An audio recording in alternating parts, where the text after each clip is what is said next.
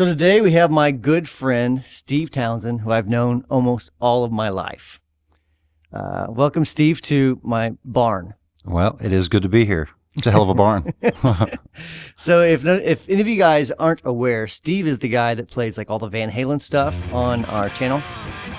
So if you check out the Pinnacle videos, he is the guy that is doing the fabulous Van Halen impersonation. And actually, Steve and I have been talking about working on a different project where we're talking about maybe doing some guitar lessons, or at least doing something online with teaching how to play the things that you're really good at. Right. Right? The few and far between things that I'm really good at. Well, I say that because, I mean, I know we did a couple of tutorial type things. What was it, Panama? What else did we do? Eruption? Did you do breakdown Eruption? I did. Did a Crossroads thing and some other stuff. And then you did the whole Steve Vai Passion and Warfare album, right? No. I played it on my radio in my car. I was going to play it on my fiddle, but I don't have a fiddle. So really, like right now, I've got the guitar hooked up. It's going through a Marshall DSL 100H. Through a 412 cabinet with WGS speakers, I believe. I think there's green berets, which are like greenbacks, on one side. And then I forget their speaker, what it's called, but it's sort of like the Celestion classic leads on the other side.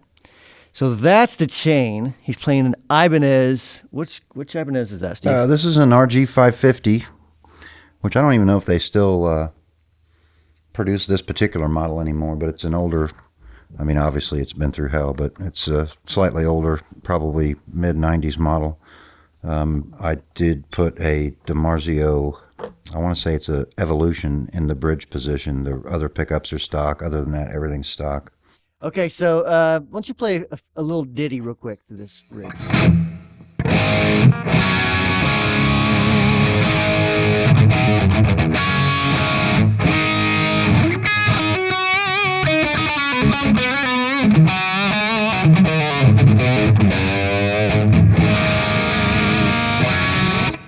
So one of the things that you do that like totally like one of the things I love, and this is going into a bit of geekery, is your vibrato. Okay.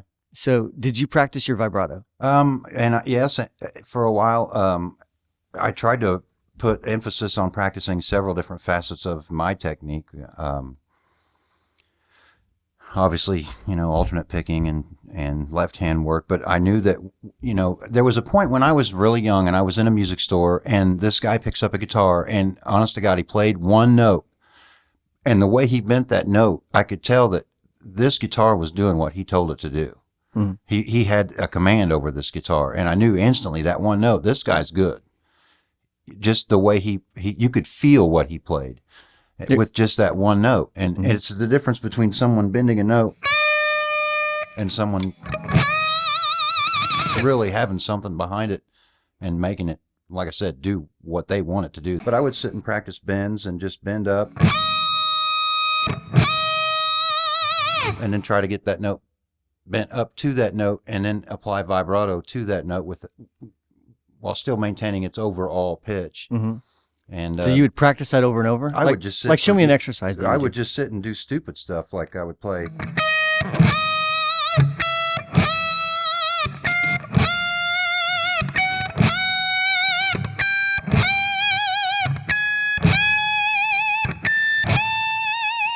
Or there would be a lick I might have trouble with. There's a lick in Eruption that I had problems with at first, and I would sit and do it over and over and over again, and it's just this little repetitive.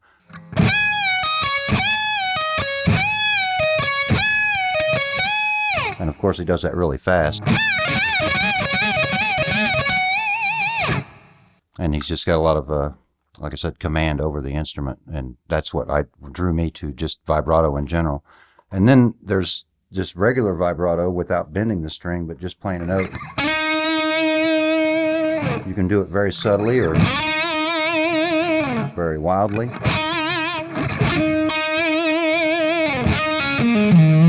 So right there, you're kind of going in a circular motion. Sometimes, yeah, and that's something I obviously stole from Vai. And his feeling there is if you if you're playing a note on the guitar and you literally put force towards the pickups with your finger, the note will actually decrease in pitch, almost like you're going down with a bar. And if you bend it back the other way, it'll go up in pitch. And this is very subtle, very slight. You might see it on a tuner. But as you move your finger in a circle, obviously you're bending the string this way, and then moving your finger forward and backward, which in and of itself causes a different vibrato. And you can get a real nice, slow, heartfelt vibrato, if you will.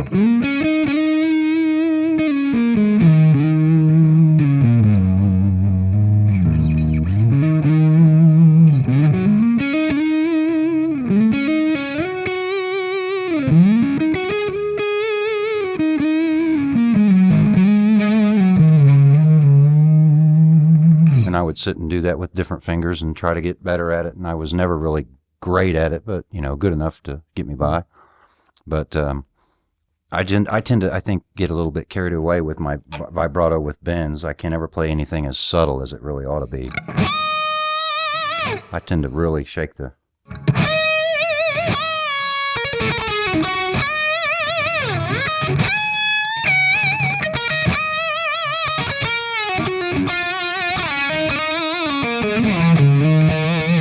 I like the aggressive side of the vibrato. Yeah, it's kind of an aggressive vibrato. Yeah. Maybe I got a lot of aggression in me. I don't know. You just one pissed off dude. I might be. You never know. I hide it well. One thing we didn't touch on is vibrato at the fret versus like the wing bar. Mm-hmm. You know what I mean? So when would you use the whammy instead of your fingers? If I'm a lot of times playing a chord and I want something real subtle, and I'm not, going crazy with the bar, but it would be hard for me to vibrato that entire chord with my hand. I guess I'm thinking more like note choice. 'Cause I know like George Lynch will a lot of times use the bar instead of the finger. Not all the time. I would say typically when I want something super aggressive or if my hands are really tired, which happens a lot now that I'm old and weak. But, you'll get to where certain things you play just seem to require this constant, you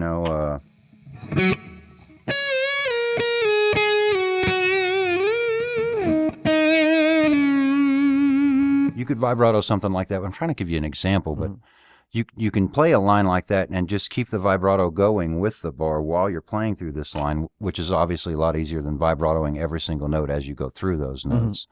And then the vibrato is used for a lot of tricks and stuff. You're not going to be able to bend up to a note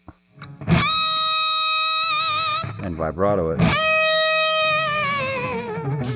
while you dive bomb. You can get all kinds of different effects that way, but I wouldn't do that with just my hands. But I think, I don't really use the bar as much as I did when I first started playing. When I first started, it was like, okay, Eddie uses that thing a lot. I have to use that thing a lot. Right. It's fun to play with.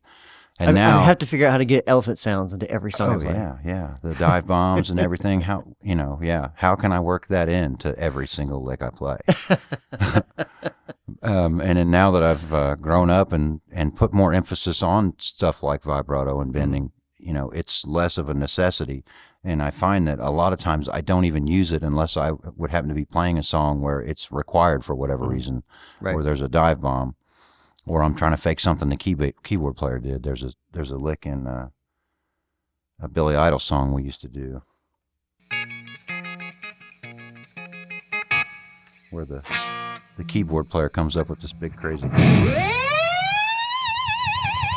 and I would use the bar for that because just to vibrato that by hand was, you couldn't get that wacky of a vibrato that far of a distance up and down away from your pitch. Right. So the bar came in handy for that, and it obviously does the flutter thing, which you can't really do with your hands. But how often do I do that? Not,